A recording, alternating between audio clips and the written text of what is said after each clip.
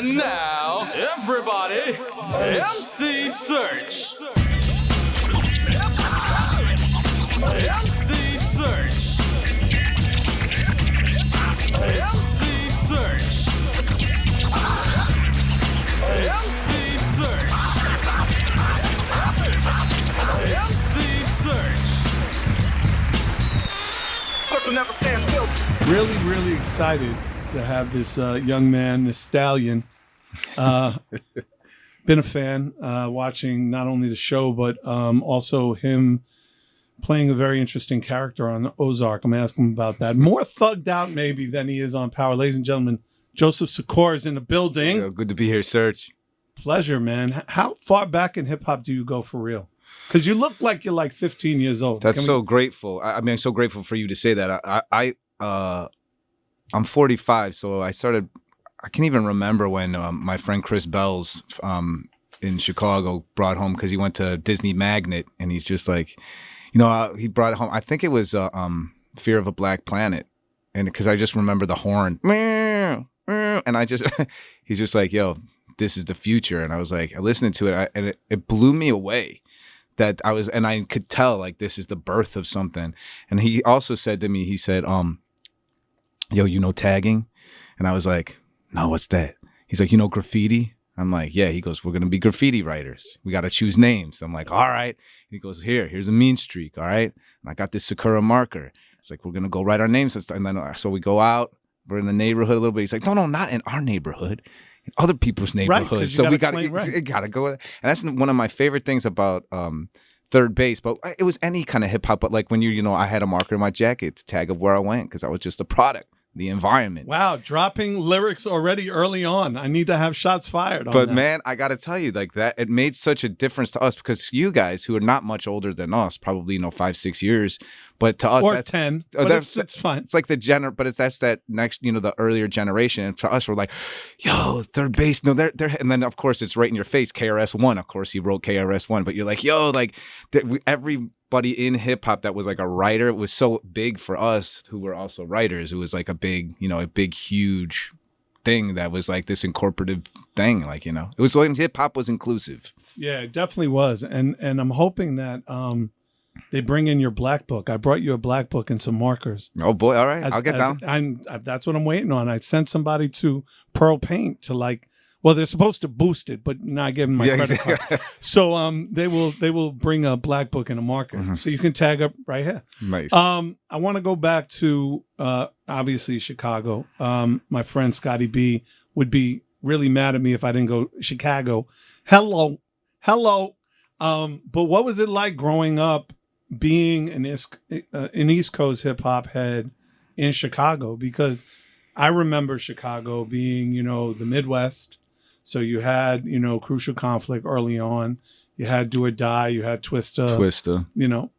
So there was really a very strange kind of space where George's Music, when you went to George's Music, there was like the East Coast section was like way over to the left.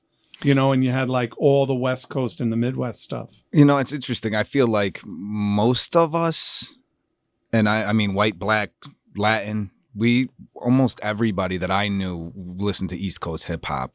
And I think that Chicago, because it's the Midwest, but it was more like there was like the lake people, like it was like Milwaukee, Chicago, Detroit, Cleveland, Buffalo, New York. It was like a different thing than the Midwest, like corn, Iowa, downstate type stuff. Right. It was just different. Not that there's anything wrong with any of that stuff, but it was like that. And I think that it was just also because of graffiti. It was more like that's our roots. That's where we come from as graffiti writers or whatever. Or, like it was kind of our hip hop evolution. And you follow your roots back there. And there was West Coast bands that I was cool with. Like, I liked like Diggable Planets and, Dell, the Funky Homo Sapien, some of those guys, DOC, Texas, whatever, Snoop when he came out, NWA stuff, blah, blah, blah, blah, blah, blah, blah.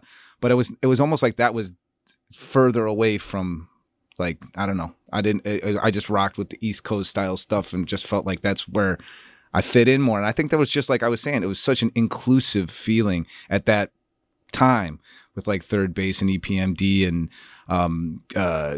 De La Soul Tribe, all of that Jungle Brothers stuff. It was like, you know, KMD. It's like that's wow, and it was more of that vibe of like you belong, like you can do whatever the fuck. Like, I don't know if I belong. Who gives a fuck? There's no rules, right? You know. And there's one thing that I think makes people lean towards East Coast hip hop is graffiti. What was your graffiti name? What'd you tag? I'll leave that out. I'll tell my graffiti crew though. My graffiti crew is J4F just for fun. Why will you leave out your tag name? Like, is there a reason? Is there a warrant? No. There's not still a warrant. I'm still a knucklehead. I mean, I still put it up. That's dope. Yeah. So why are you? Listen, there's nobody listening. I only have like 4 million listeners. So don't worry about it. 4 million. That's more than. No, there's nobody listening. It's just me and you. We're just talking. Right. But one of the funniest parts was that I love that you're just totally like not going to tell me your tag name because you're still out bombing. That's fucking incredible. It's like Joseph Sikora on the Humble bombing the 6 trains. It's amazing. The 6, the 4, 5, the F. I'm done. Good night. The whole interview is done. I'm about to leave and go bombing. Yeah, I'm not rocking anything, but I am throwing up tags here and there, and it is still. I can't. Sometimes I can't believe myself. I'm like, what am I doing here? Wait, so you're like going to dinner with your wife, let's say. You're walking up wherever. I'm not even going to mention a block because I don't want the graffiti police out following. What are you looking for? I'm just trying to think. I'm like, I know that I had this backpack with me the other day, and I'm trying to think. I think it was like a big red Sharpie marker. Here it is. Like I pulled it out. I'm just like, let me just like.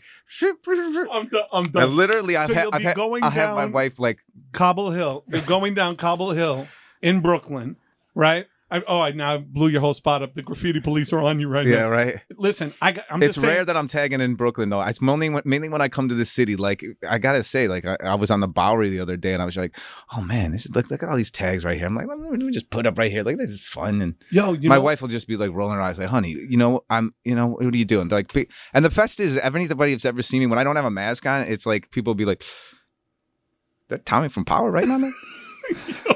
You and I are going to go to dinner with your wife and my wife because that will be the 2 knuckleheads, and my wife and your wife will be like, really? Yeah. You're married to a knucklehead like me too? Because, I, to this day, like, I'll catch a search tag. Like, I will, and I am the biggest knucklehead. Like, I don't know when I'm going to stop being a knucklehead, but I'm that knucklehead that I'll catch a search tag on a train when, nobody's looking. I'm like, wait, is that it? Let me just grab this Magnum real quick. And I'm out, right? That's amazing. So Just for Fun is the name of your, that's the name of my crew. And we came out in 1990, but it was, we had anybody in that crew had been writing before 1990. And it's interesting too, because Chicago graffiti is very much reflective of gang culture in Chicago. So it's still kind of like regular, like New York in the style of like, a throw goes over a tag, a silver goes over a throw up, a piece goes over a silver. And that whole thing, like, fucking scratches, fuck that bullshit. Marker tags are more important than scratches, but scratch, however you want to get up, anything goes over a fucking sticker. But in Chicago, the rules of gangbanging applied into like, you would never write your name backwards. You'd never write your name upside down. You would never, sometimes New Yorkers would always have these cool tees, but if they look too much like pitchforks, you're not doing that in Chicago. You're not doing anything that looks like a gang symbol until the early 90s when a guy from the South Bronx named Freddie Sepulveda, who wrote Fat Fred from THC Crew, came to Chicago, and he was going to the Art Institute. And big ups, Fred, if you're listening, you and Rhino, South Bronx.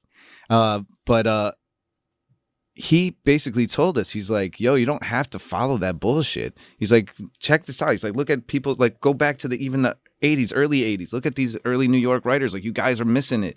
Write your name any way you want. You don't have to, this isn't gang banging. You don't have to go into like a crew. He's like, reporting. We would report to the leader of our crew. Our crew literally had real structure.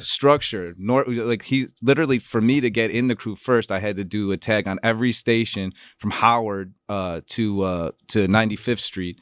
every station. That's a lot of stations, 20 something, plus. And he's like, every time I go past the station, I got to see your name here. And then when it was over, it was like, all right, you're got to take Irving down to here. Then the guys are on the near south side, you're going to take like 24th and Oakley. You got to go all the way up and over to Western. I want to see like tags in here and then blah, blah, blah. And then just warring and battling. And it really, you got to know the city pretty damn well. I mean, that's incredible. But what I really respect about you is you're not a fan. You're really not. You're a member of the culture. That's, man, I appreciate saying that. And and you can tell the difference. Like there are certain actors and certain athletes and certain influencers that you meet, and they have the understanding of what the culture is, right? And they have the understanding of what the implication of the culture is, right? So I get a certain status because I know the difference between Big Daddy Kane and KRS, right? But they can't tell you the first KRS record or they can't tell you the first Kane record. They just kind of understand it, right? And when you start to kind of peel away the onion, you can see that they're fans only on a certain level, right? It's very different in talking to you. You are. You see how that sounds? A little irrational. Right. Exactly. A lot of MCs would like to use the word dramatical. I think that is it That's dramatical? No, right? very Shakespearean. Right, very Shakespearean. But it puts things in context also for your character a lot too, because I was reading when I was and I don't want to say investigating because that sounds too police. But when I was doing my research on you, when you were talking about, the whole thing for you reading for Tommy, you had to I think it was 4 or 5 times he had to go back. 5 times, yep. And then eventually you're like, yo, fuck this. They're going to fucking get some blue-haired blonde fucking retard to do this shit. And I don't mind saying that word because it's the same way I understand and appreciate what that word is. I'm not talking about people who are mentally challenged. Right. I don't have a 4-finger ring, so exactly I'm right. maybe I'm right. Exactly right. Brooklyn Queens reference for all those uninitiated.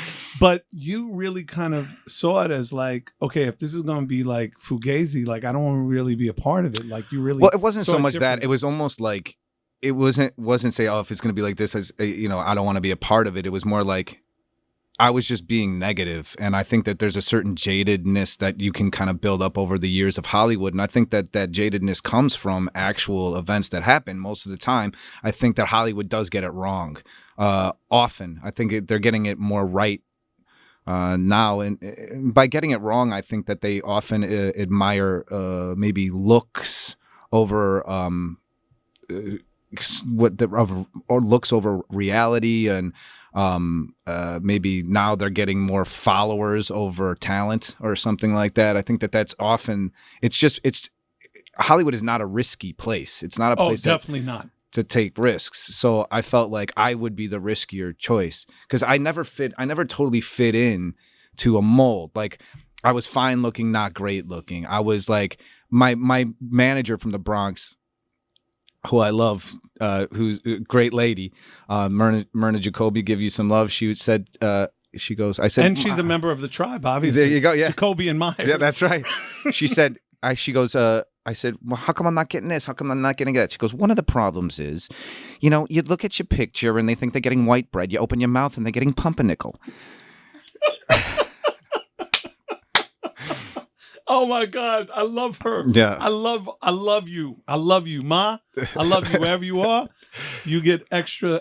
You and a +1 at any fucking club I go to. You're on the list. She also said my other favorite quote is I said, oh, come on. I said, blah, blah, blah. I said, I'm good looking. She goes, okay, look, let's be honest. You're a 7, but you're sexy's a 10.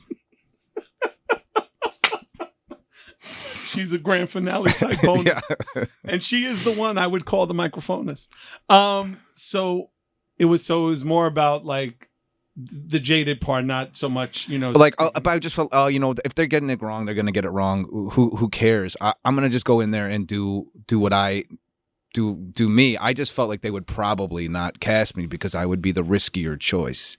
But it doesn't seem that you would be riskier for power. It would be to me, it would almost be like method acting, if anything. And what I mean by that, again, for people who are uninitiated, method means it fits into the character of who you truly are, right? Mm-hmm.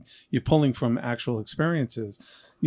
Tommy's character is not as complex as, let's say, your O'Connor character from Ozark, which to me is really a more skilled way you went about approaching that character. And we can talk about Ozark in a minute, but you know, Tommy has a lot of layers that still kind of evolve into, you know, all I need is liquor and weed kind of scenario, right? Like, you know, and there's a lot of complication to that, right?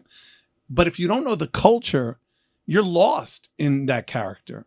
I mean, am I right? Or, I mean, how do you feel about yeah, I mean, and not to keep quoting stuff, but it's like, it makes me think of another KRS. Like, if, you know, where I come from, if you're soft, you're lost. To stay on course, you got to roll with force. And I'm just like, that's Tommy. Right. He can't be soft. And I think that one of the things is that I think people can relate to that across the board, is that he can't be soft ever, right? Until he's in their own private little space. But we got to see him when he was alone or with Holly or something, and he just loses it and he's crying like a little child, because everybody does that. Right. Everybody. That's so exactly we got to see it, you know, so we got to see kind of this full character. And I was really happy that the writers did that. And Courtney Kemp, who wrote the show, and Gary Lennon, who really primarily wrote the Tommy character, both the exceptional writers to both of them. And I'm really grateful to both of them. When you were sitting down with them and you were kind of going through, let's say, a table read, what was it like, you know, kind of filling in the gaps, if you will, in certain episodes?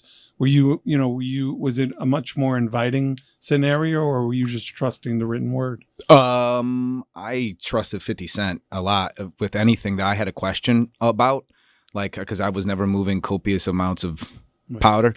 And I was like, so Fifth, when I'm doing this, and he was always available. And he would even be like, yeah, I never moved that much weight either, but like, this is what this is like, and this is what this, and Fifth was just, he's the most open, exceptional boss. When I first met 50 Cent, he hugged me. And I was like, yo, Fifth. And he's just like, I can't believe we got you. We're going to be great. And then after the first season came out, he was just like, look, this is going to get you big. This is it. But you're only going to be called Tommy. Nobody's going to call you by your real name. I'm like, word? And he's like, yeah, so don't look for it. Because the thing is that in 10 years, when you win your Oscar, they're going to be like, yeah, you didn't see that one where Tommy plays the doctor? He goes, so don't worry about it. But that's how it's going to be. It's like, it's going to be, you know, it's your Scarface. So embrace it. And so I feel like I really have. And I always feel like when people are like, oh, you should be nominated for this award. And I'm always grateful when people say that. It's very generous. But I don't need an award, because I got accepted for the role I played so much that it was like, you know, that's it. It was just, I was accepted as Tommy. And I think that that's the biggest award you could possibly win. And it's also, you know, there's this validation versus appropriation when it comes to white guys in hip hop, right? Like there's this love that you want to have for the culture, but you want the culture to love you back, right? And there's very few people who are white who can get love from the black community because of a level of authenticity, right? Either you buy in or you opt in, right? And there's an amazing amount of love in the street. Like, I can't tell you how many of my boys that I was like, yo, I was gassed. I was like, yo, I'm interviewing Joseph Sikora. And they're like, what? I'm like, Tommy. Fuck out. You talking to Tommy? My dude, you talking to Tommy? Tell that. And then they use the N-word to describe Tommy. Tell that N-word to... I'm like, you know he's white, right? Like, can't be saying that. Like, and they're like, I can, right, he can't. Exactly right. That's exactly, well, I can.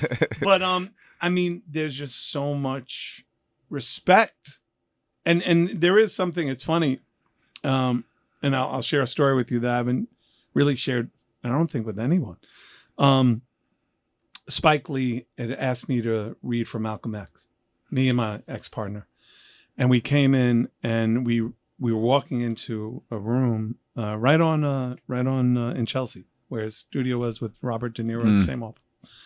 And we come in and there's Samuel Jackson. Not when he was Samuel Jackson, but early Sam. And we come in and we get the sides, and he had us reading for Malcolm X. And the part he wanted me to read for was Prison Guard #1 and my partner Prison Guard #2. And he wanted us to be the guys who beat up Malcolm in the jail. And my old partner was down for it. And he's reading, and I'm like, yeah, I can't do it. And Spike's trying to say it's acting, and I'm like, yeah, here it's acting. And in Hollywood it's acting. In the hood, I'm gonna be the white devil that beat up Malcolm. Mm-hmm. And in the hood, I'm gonna be the white guy that beat up not only Malcolm, I'm gonna beat up the white guy who beat up Denzel Washington. Yeah. I'm like, yeah. And I said, yo, Spike, with all due respect, when was the last time somebody asked you to be a chauffeur in a movie? And he got real quiet. And I'm like, yeah, and that's what I thought. I said, I'm good. Mm-hmm. So fast forward, I think it was 99. He brought me back and he had me read for Bamboozled Right. for 116. 116 back. Yeah. And the one thing he said to me, he goes, you're too old for this, but I'm bringing you back because of what you did at Malcolm X. Like, you deserve this because you're going to have the scene that everybody talks about in the movie. Why don't you kill? And at the premiere, I'll never forget this. I brought my whole family because I knew it was going to be the last movie I ever did. And I had my mom, may she rest in peace. My father, may he rest in peace. Whole family. And we're coming out. Shoot me. Why don't you shoot me? I'm black. And the scene, which was really amazing. And it was just an amazing scene. And I'm leaving. And as I'm leaving, Snoop walks over to me and Prodigy walks over to me. May he rest in peace. And they both were like, yo, Serch, man, that was hard. That was hard as fuck, kid. That was hard as fuck. And I'm like, yes, got him. That must be Tommy every day on every street and every borough that you walk on, because there's so much cachet to your character. And there's so much love for how you rep the hood, but also how you rep the block, right? Is there any part of that comes from your experiences in Chicago and your experiences in New York? I think a lot of it does. I think that one of the big things is that in Chicago, I grew up in what I say is the Bayside Queens of Chicago. So it was like, if you wanted trouble, you'd have to look for it. It's not like I grew up in the hood at all. I grew up in a predominantly white, blue collar and lower middle class neighborhood. But my father, who who lived in an area of Chicago called Auburn Grisham for years, had some families and friends down there. Now, Auburn Grisham is in Chicago. There are all black neighborhoods. That does not exist in New York, in any of the boroughs. Not like Chicago. I'm talking about a mile in any direction, all black people. That when I was a little kid, it was more like, not a little kid, but you know what I mean? Like teenager, like 14, 15, 16, like didn't have my man body going on yet. They'd let me walk through the hood because, like, who's this little white boy this is weird. Let's just let him walk through. And then when I, was kind of becoming the man thing, it was like, who's the police? The police, and then in Chicago, everybody says, what you be about? So they'd be like, yeah, white boy, what you be about? And I know I'm a neutron, man. I'm just trying to walk to the bus. They're like, nah, man, you better hurry up, neutron. You better hurry up, blah, blah, blah. So it's like you had to mind your P's and Q's. But I say that the luxury of me playing the Tommy from Power character, the big thing for me is that I had black people that loved me when I was a kid, like a little baby till a man.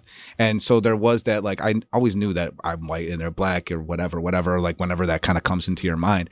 But I think that's different. I kept thinking the older and older and older I get, the less people that I ever met that had black people that loved them. So it's an interesting thing. It's not like, oh, I love black culture, I love this. It's like, no, I love Momo and Nora Powell. You know what I mean? Like, they love me. Right. And it's a different understanding of, I think, race and racially. I'm racially obsessed. I'm obsessed with race in a lot of ways. I think about it all the time and what it means and where you come from. And, I used to, my opinion on race has changed throughout the years so much, not in terms of a 180 or ever, like thinking of racism. I think about race in a way of like, I think about it different now than I did as a teenager. Like, oh, well, I wonder what happened. Well, when my parents, when my family came over from Poland and this, that, and the other thing, and it's just like, yeah, it's not the same. Like color, like you can see, and that's categorization. And then you see the, the institutionalized racism that happened. And again, my dad was part of Operation, he marched with Dr. King. He was part of Operation Breadbasket before it became Operation Push, and really worked for what he saw as the marginalized people in his city, and I'm proud of that, Yeah. But I'm definitely always thinking about race. So I think a lot of that comes into question. And then moving to New York, young in my early 20s, and just kind of observing, wow, New York is like, to me, it was just, Chicago on steroids in a lot of ways, and working and less hating of a town, because Chicago can be a hating ass town. New York was just like, no, you can make it. You could do it. You just got to work hard. Like, and people would literally say that, young people, yo, keep doing it, get out there, do it, blah blah blah. Where Chicago's can be like, nah. Like look at Kanye. People, as a Chicagoan, people hated on Common and Kanye for sure because they didn't mention Chicago enough. Nah, forget. Nah, they're not even. They're not real Chicagoans. They're not like repping. They have Twisted. Twister's dope, but whatever. So to me, it was like New York was this extra burst of energy and acceptance, and seemed like Chicago. It fit in. It always felt calm. I tried to live in Los Angeles. It ate me alive. Like, I literally have never been so low, and I'm very pro mental health, and I've always been very vocal about that. And I was, the only suicide thoughts in my head were when I was in Los Angeles. If I didn't have a dog, I think I may have done it. Wow. And I'm glad I get help now. I go see a therapist every week, but it's like, keeping myself in balance. But New York's my big brother, New York has always loved me. And so I love New York back. And that's why I'm so grateful and proud and honored that New York has accepted Tommy Egan as their native son. Yeah, no, definitely. And it's really very interesting, the similarities, because not only is my family from Poland, Lodz, but my mother organized all of the Operation Breadbasket. Oh, Łódź. I was okay. Yeah. Here in New York. Wow. And she marched with King and Selma in '63. And so, so it's really, it's very interesting. If you were Jewish, we'd probably be brothers from another mother. L'chaim. Yes. Yesher Polska Nizganewa. Exactly right, man. Punchkis and all that good shit. The other thing I thought it was really interesting, there's one particular person that you say is your guy. It's Fat Joe. Why? Why is Fat Joe your guy? I love Fat Joe. He's open and honest, and I think I love Fat Joe so much because Fat Joe always just seemed like Fat Joe. He's Fat Joe. Like, you don't meet a different person. You don't meet somebody who's trying to be like this way for this guy, this way for this guy. Also, he's a graffiti writer. And dope, man. Shout out to Tats Crew. Yeah. Tats Crew in the building, right? Tats Crew and my boy Eve Rivera, the director, who is also amazing. Amazing director and a graffiti writer. Yep. And Bio and Nicer are so dope still, and such nice guys, man. BG, that's a clique right there. Tats Crew is like any graffiti crew that still remains in contact. You want to emulate those guys. To me, have you gone to their backyard? Yeah, I painted that. It's on my Instagram. I did a power piece. It's like a quick one, but it was like a half hour. And me and Eve were doing it, and I'm just doing. He's like, he was sketching. He's doing all this. He's like, what are you doing? I was like, fuck that. I'm doing a straight letter, man. I'm doing a straight letter with a 3-color fade. It shines. That's it. And I got mine done. It started raining. And he's like still working on it. I think Bio is trying to help him build. I'm like, come on, forget this, man. I haven't painted in 8 years. Let me get on this. Yeah, no, that's great. And The other thing I love about Joe, and I tell Joe this all the time, Joe is who he is, unapologetically Joe, always. Yeah. And I think that's a lot of who you are. You're very unapologetic. I'm a little more nervous. I'm shyer and more nervous than Joe. He's something in him is even just more self-actualized. He's a joy to be around. And when you... And I was obviously my pivot was going to be a pivot, and now you just made me drop the ball, and now it's out of bounds. But I was wondering if that was kind of that self-realization was what brought you into the room to read for Ozark, and because that character, I'm a big Ozark fan, like probably brilliant show, great show. And just working with Jason Bateman must have been amazing, and just that whole crew. But was that a different level for you? You're gonna like this story. Tell me. One of the person who casts that is called Alexa Fogel. And she's a really brilliant casting director for sure. But I had to read a couple of times for that role too. People I think very much incorrectly assumed that I was just given that role. Like, oh, he was in this lead series. She literally had never watched Power, I don't believe, and a lot of people kept calling it Powers, and mainly in the white community, I will say that, like, it was just like a lot of white people were. Oh, like, I like the Powers. Yeah, I never. The Powers is great. I like the Powers. Which never is heard your favorite episode? I like them all. All of them. All of them. Yeah, they're all superheroes, right? The Powers. I love the Powers. The Powers is great. Is that guy 50 Cent is involved in that? Yeah. Fitty, right? Fitty. How do you spell that? 50 told me, he's like, the only people that call him Fitty are white people. Yeah, no, that's exactly right. Yo, Fifth. If you're really down, you call him Fifth. And I don't really want to give that up because now there's a lot of white people that are listening that are going, wait, I gotta call him Fifth. I should call him or 50 or maybe perhaps 5, I guess, if we're really close. Podcast really gives me the appropriation key. I'm getting the fucking key right here. Anyway, so I knew that you had to read for it. To read audition, Yeah. and I get it. But I had, and I'm coming off, Power and many, many hours behind the camera from that and years. I mean, I've been doing this for years and years. So I had who I thought I read for Frank Jr. And I thought, I did all my homework since I got cast. You got cast, let me go do this. I show up on set. We do one take. And Bateman goes, okay, yeah, okay. Hey, buddy, Joe, I talk to you for a second. Just like, hey, what's up, Jason? He's like, he basically just told me, he's like, yeah, don't do it like that. Do it like this. It was a little bit of humble pie because I was like, nah, I got this. Like, I'm good. I'm good. And you were far from good. And he told me a couple of small points, and he gave me an idea of who he thought the character was, which is not who I thought the character was when I auditioned or when I was in the room. And I thought to myself, this man has made this show. This is his show. This is not Power. This is his show. It's incredibly successful and it's brilliant. Maybe we should just do what he says and see what happens. And I did, and it was the right choice. What I gotta know, what did you go into the character thinking the character was? Tougher than he was. I thought Frank Jr. had to be tougher because he was the boss's son, and he said, no, that's the exact opposite. Yeah, because that's how it came across. Yeah. He came across that he was not his boss's. He was his son. He was his father's son. He was his father's son. That's it. But he wasn't the boss's son. No, exactly. And then he gets tossed off the fucking boat. Off the boat. Kneading the balls off the boat. Amazing. Little Julia Garner. Amazing. She's fantastic, by the way. Yeah, Lovely. I mean, and there was, to me, the thing that I loved, and again, I you talk about being self-evolved, and I see 3 therapists. I tell people all the time, when I, as a Jewish kid from Queens, your bar mitzvah present is therapy. Like, Mazel tov, his name is Dr. Spielman. You see him on Wednesdays. That's kind of your bar mitzvah present.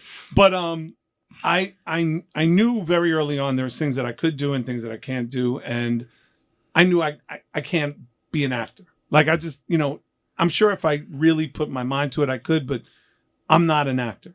Did a good job. No, yeah, but that's why I said I was one and done, right? Like, because I remembered getting a call to read for another very, very well-known director for another big film.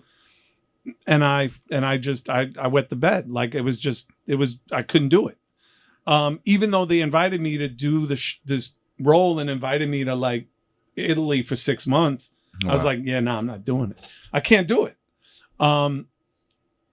But you really, it's not the strong who survives, it's the flexible, right? And in acting, there really needs to be a sense of flexibility with not only the role, but with the words and with the language and how you presented that. And it's very interesting when you said, I went into Ozark thinking that the character was one thing and realizing it wasn't. And that sensibility really came in, especially when you were walking around on the riverboat, especially when there was the confrontations between Jason's character and your character and his father. And, it was really, I got to tell you, man, I was really impressed with what you did on Powers, but I was more impressed in your depth and your scope as an actor and what you did on Ozark. Oh, thanks, man. I appreciate that a ton, Serch. But I mean, now in my research and also kind of understanding who you are, there's a lot of like lyrical play that I watch when you do it now. Now that I understand who you are and kind of understand, like when you're standing with her on the riverboat, like I could see you almost like interpreting lyrics when you're about to spit game to her. Like, and it really is like, it comes across to me more than you're spitting game to her or spitting game to your character. And now that you're going into your own show now, you're getting your own spinoff. I'm wondering how you're going to approach, Tommy in this new show? It's so interesting you'd say that because I've always been a fan of rhythm and how does this character, what is the rhythm of this character? And sometimes that's helped me with different dialects. One of which is like when I did the True Detective thing, I don't know if you've seen that show, but it was like I played this biker with this huge long beard named Ginger, and the guy was supposed to be from East Texas, right? Like that one, Daria. So it was it was kind of the cadence and rhythm really informed who the character was. And I think with Tommy, it's interesting too, because I know he's from Queens and Southside Jamaica and stuff, but I have to say that the New York dialects that I was more influenced by were, mainly these guys from the Bronx, from whatchamacallit, from Henry Chalfont's film. Yeah. So you're talking about not the Graffiti movie. Yeah. Not Wild Style. Exactly. Fuck you, Tommy. Fuck you. Style Wars. Style Wars. And there's times where Tommy was like, I was like, oh man, I would improv things, but improv lines where I would steal them straight from. Literally, this is in Power, that I would steal from Scene when it was like, it wasn't really, never really. And I like, Tommy's actually said that on there. Like, I'm bits. What do you mean bits? Little doodads here and there. Like, there's like little crazy. Like bits that I was just like, yo, but it was like kind of these, like. We don't bomb the system. We are the system. Yeah. But I ain't out here trying to run the system. I'm here to bomb the system. Right. Scheme and those you know guys. who that is? Scheme. Who K said Slay. DJ K Slay. That's Dez. Yeah. Drama King. Yeah, Drama King. Des one. That's my guy, man. No, that's my guy. Hold on. Okay. We're going to have to get him on the phone right now. All right. Yeah, No, he's your guy, but I'll tell you what, I'm going to see him tomorrow. Really? What are you seeing K Slay for? We got a little project we got going on. Oh, no, you got it. What are you talking about? What kind of project? I guess I can't do it till the Serch Says, so let's see what he has to say. Oh, hold on. Let me get him on the phone. Because I just did 200 MCs for him. Oh, yeah. Yeah, man. So I just did that. Hold on. Let me get him on the phone. I got to FaceTime him right now. He's the only one who could get that done. I mean, how crazy was that? Well, first of all, the 100 MCs was crazy. Yeah. But now he's got 200. Wait till you see 200, unbelievable. My part is, I'm really happy with my part. Hold on. I'm going to put him on. He doesn't like the FaceTime. He's one of these dudes, I don't know if you know. He's like the only one then. But he's the one who says, yo, dudes can't be FaceTiming other dudes. Like he's like on that shit. He's like, dudes can't FaceTime other dudes. He won't pick up. I promise. Oh, he did. Unbelievable. Slay. Drama King. Yeah, I got your man right here. Hold on. Your homeboy's right here. I'm trying to get information from him. Can you see who that is? Can you see who that is? What up, Slay? So listen. So he's saying that he's doing something with you tomorrow, but he's sworn to secrecy, and I need to know what it is, brother. So if you're the only person that can tell us what it is, I need to know what it is. And let me see your fucking face. Why I only can see your Kazali's and your bald head? Pull the thing down. Oh man, come on, stop with that bullshit, man. It's just us dudes, man, and 4 million people that are watching my podcast. So what project are you doing with Tommy from Powers? We're doing a remake of The Little Rascals. You're fucking lying. Come on, stop lying. What are you doing? Like, I'm gonna play Steiny and he's gonna be Spanky. That's right. Is that for real? Wait a minute, hold on. Is that for real? He keeps making fun of me because I'm eating too much Mr. Chow's, and I'm gonna be I'm Spanky character. Is this? Yes. What is it? What is it, brother? Yes, sir. Top secrecy. It'll spoil. Yeah, nah, but dude, listen to me, Des One. Listen to me. Check it out real quick, Des One. You know how far we go back. We were just talking about Wild Style, and he was talking about how he stole your whole flow in half his whole script for Powers. You know how Style white Wars. people say Powers. He took your whole shit from Star Wars for Powers. You crazy. No, you crazy. I'm so happy that this is going on, though. You have no idea. Like, I'm so excited that you guys are doing this project together, bro. It's something dope, man, and people are gonna enjoy it. And I think it'll be more effective if they've seen it before they knew what was going on. But you know what? Joseph is my dude, so if he want to tell you, he can tell you. Okay, you heard him, right? All right, listen, man. He said, yo, Des One said, a.k.a. K Slay the Drama King, a.k.a. Dezer, said that if you want to tell us on Serch Says, you could tell us. All right, man. All right, go get your shape If up. the boss says it's good, I'm good with it then. All right. Kay, I love you, King. I'll talk to you later. All right. So what is this project you're doing with Kay Slay? He's we're putting together. It's him and Millie's from Massachusetts rapper. Millie Banks. Shout out to Millie Banks. He's dope, man. That Nah, talking about Kay with bars, forget it. He's bars. Second. Are you up on OT the Real too from Philly? Mm-mm. What? No, I got to get down. Get me down. I can't be everywhere at once, Serch. Help me out. OT the Real is he's.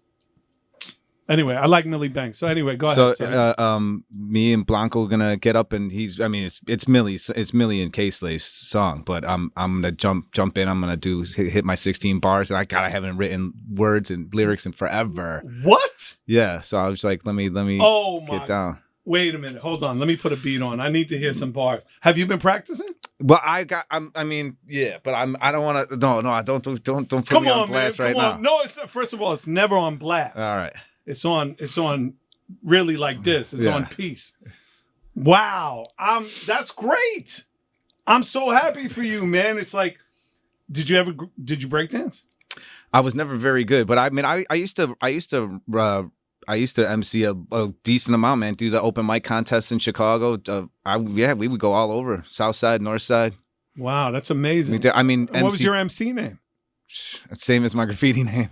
Really? So it's same thing. So no, that's good. That's good. I mean, at least it's consistent, which I like. I got to see MC Juice freestyle once. Yeah. He was dope. Yeah. Man. Nah, he's a monster. Yeah. Talk about a street sweeper. Forget it. Yeah.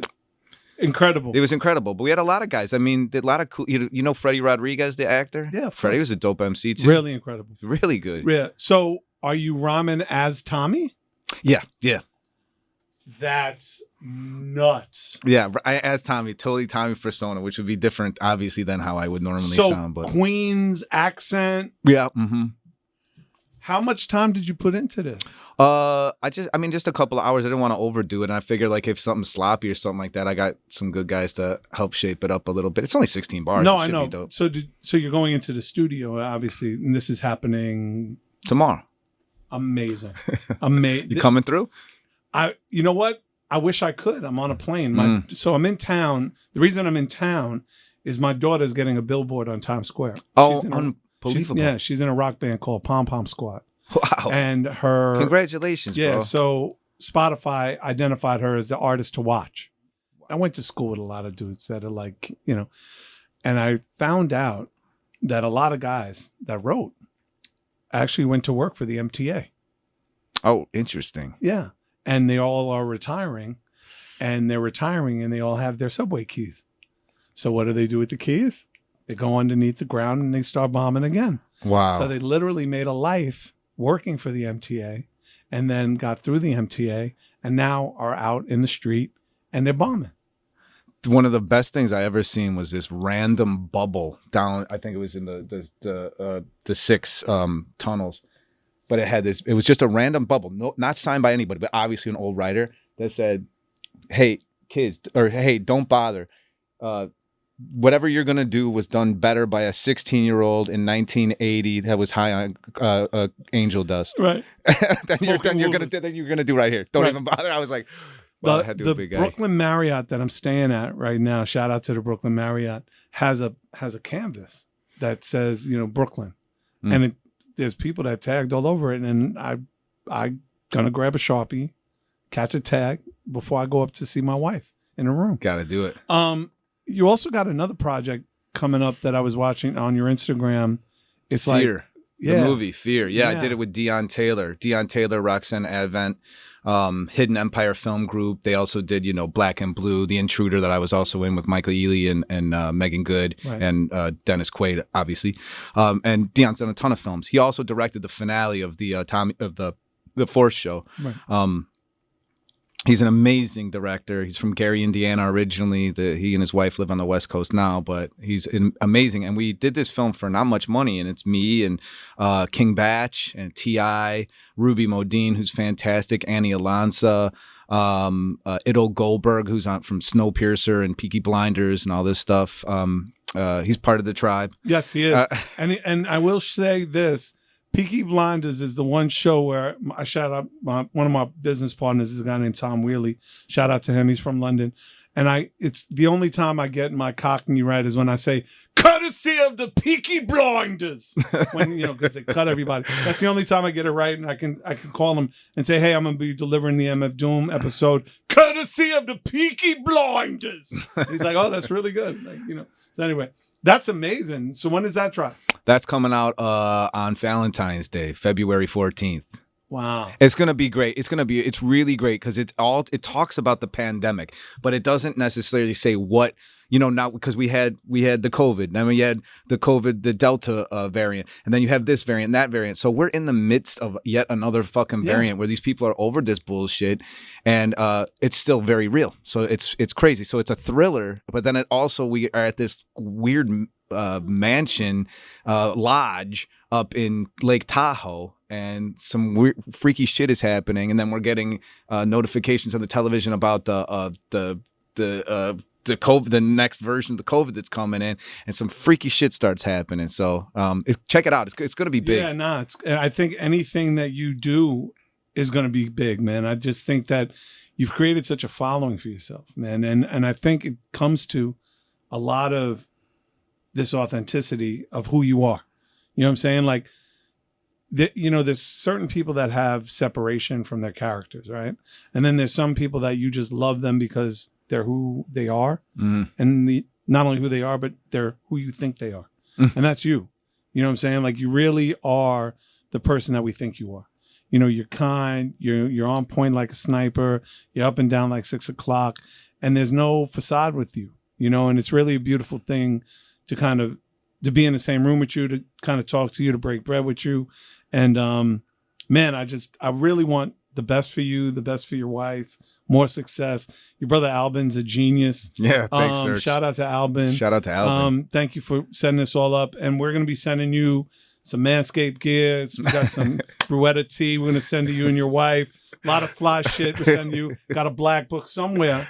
There's a black book somewhere. There's a black book somewhere. Yeah, we got you a black book. Oh, it's right under here? Hold on. So we brought you some Sharpies. We brought you, we wanted you to catch some tags, feel comfortable, feel at home. You know what I'm saying? What we do here in the podcast, we try to make people feel at home. I like catch a tag and, feel good about, And now you don't have to just run with the red one unless that's your color. Your red color. No. Why don't you have a black one? So.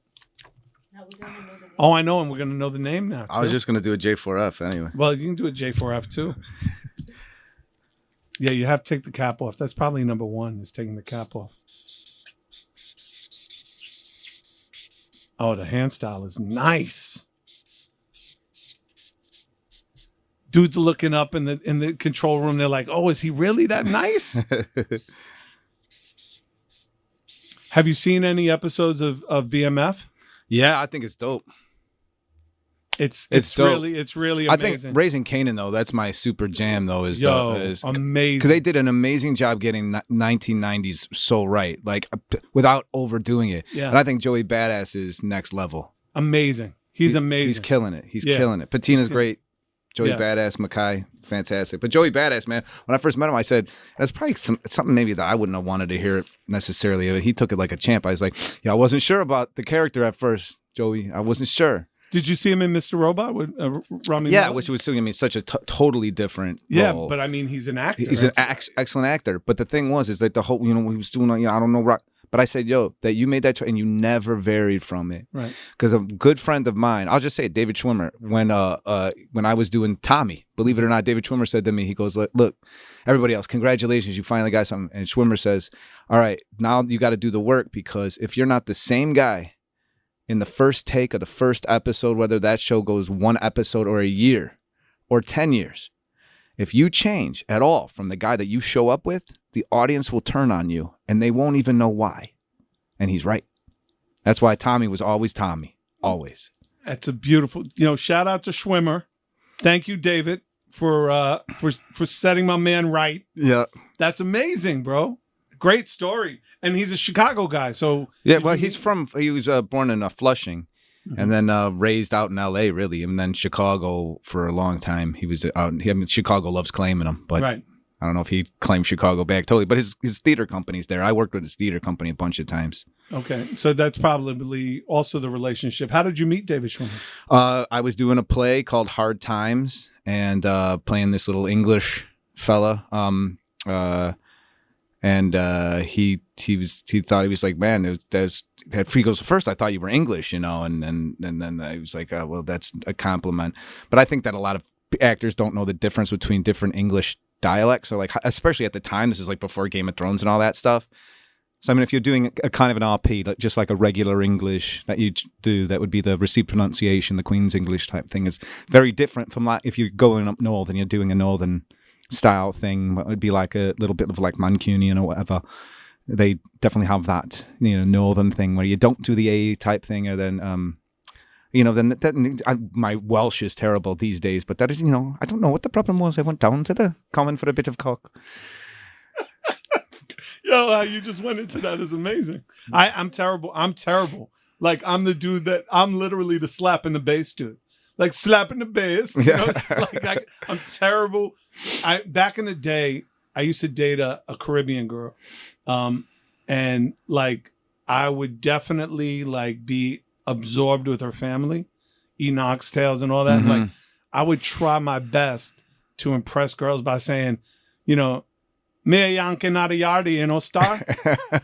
Where I'm come from, and like I would get the side eye from chicks, and then like I'd be like, nah, you don't want to, just stop doing that. And then my wife really was just like, Michael, just stop.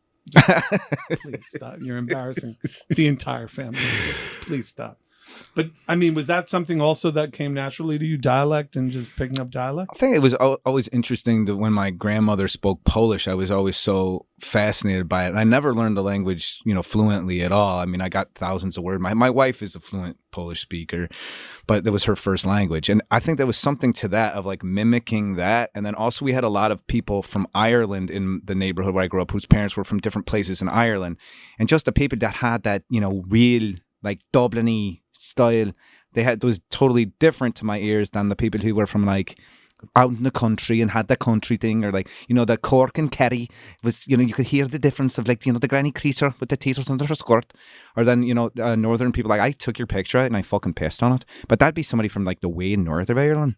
Like it was just kind of the different rhythms and intonations that they'd have in their and that comes back to also your rhythm also, and how you pick up rhythms.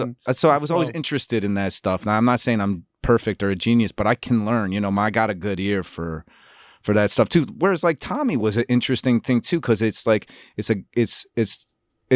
not just a New York accent. It's a calibration of like New York, but like where those influences coming from, like it coming from black culture and him being surrounded by what that would means. But it's like also you come home. You know what I mean? You don't spend 100% of your time in the street. You couldn't front. Tommy had to be relatively perfect for people to be like, all right, I believe him. Yeah. And trust me, they do.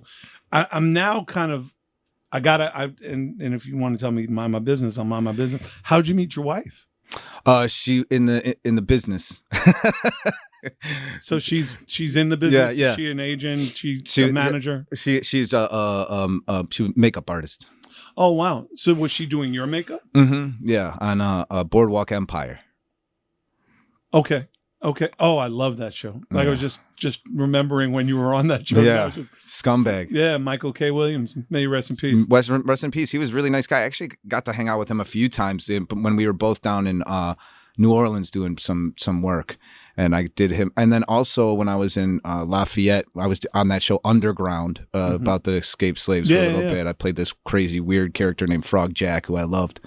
But a real quick funny story about Boardwalk Empire was we did that scene with that little girl, and I slapped my wife, go get in there, and then the little girl, I said, eat your food. And I made this mean face. And she was like, Mama. And like, and then she starts crying so hard. And Scorsese, he's like, cut. And he's like this. He's like, hey. He's like, hey, Joseph, come here. I was like, oh, fuck. And he seemed mad. He's like, okay, we're going to hell, but you got to do that again. And so how do you romanticize that to picking up the girl that's doing your makeup after you slept? Like I can't be like, all right, cut. So would you like to get to dinner? No, maniac. Exactly. You just slapped a 6-year-old. Like, I'm not going to dinner with you, you fucking maniac. To me, I put the blame on her. I'm like, she's like the wife beater. That's my guy right there. That's my man. Like, so I just remember there were certain points in my life. Well, my wife's been with me, literally before third base. Like we've been together 33 years. But before, I can't believe I'm telling you this. So before, like, I even met my wife, I was in a rap battle, and I was kicking it to this Dominican girl. And I said something like off the top of my head, because that was the one thing I had over everybody battling in like the 80s in New York. Is like most battle MCs didn't rhyme off the top of their head. Like that's how I got my edge, is being like this white boy that was like really nice. I had said something so vicious to this dude that I was battling in Vandermeer Projects that she was like, yeah, I can't date you. Like, she literally was like, yeah, if you think like that, I can't bring you around my mother. And like, literally, she like mashed out, and that was it. Like, I was like, no, but that was battling. That's not me. You know me. I brought you to my mother's house for Shabbos. Like, that's not me. Don't think that. Where are you going? Why are you talking to him now? Yeah. So it's like, I can't imagine. There's just certain things that, and look, I know it's acting, and I'm sure she had, but it's just I remember that scene like it was yesterday. Like, and it's just, I think that's the impact that you have as an actor, and I think it's just kudos to you and your conviction to what you do, because those scenes they're vivid. They just stay, there's certain things that just stay in my mind. And, man, I say this to a lot of people that do our show. Like, I'm 10 years old and 54. And, at this point in my life, the most valuable commodity I have is time. Like, I don't waste time with anybody. And doing this podcast is about, capturing a moment in time with people, right? Because your time is just as valuable as mine. You could be hanging with your wife. You could be reading a script. You could be talking to, you could be doing she's on set. Okay, well, I didn't know that. You could be hanging out with Fat Joe. You could be hanging out with Kay Slay. You could be bombing the 6 train right now. You could be doing a million things. But you're here and you're talking to me and you're talking to our audience, and I appreciate it. I just want to let you know, thank you. Serch, as a fan, man, one of my biggest, this is like such a delight as somebody that I feel like, I don't know how many people tell you this and get to tell you this, but like I can remember having the Cactus album on my Walkman and being and truly and bombing with that album on there, and like what an influence you were for me. And also that I wasn't like, black cat is bad luck, bad guys wear black. It must have been a white guy that started all that. And to say, I'm not like these other people. Just because I look that we all, white people are white people. It was lyrics like that and people like you that said, we don't have to be like them. We're not like them. Right. We're part of this. Yeah, and you are definitely part of this. Thank you, Joseph Sikora. Tommy, he's got his new show coming, Power 4. Plus, he's got a film, The Force, and listen, you got to support this dude because he supports the culture, from breakdancing to graffiti to rhyming with Millie Bangs on a K Slay joint. You heard it here first, fuckers. Don't get it fucked up. This Serch Says podcast is not a game, people.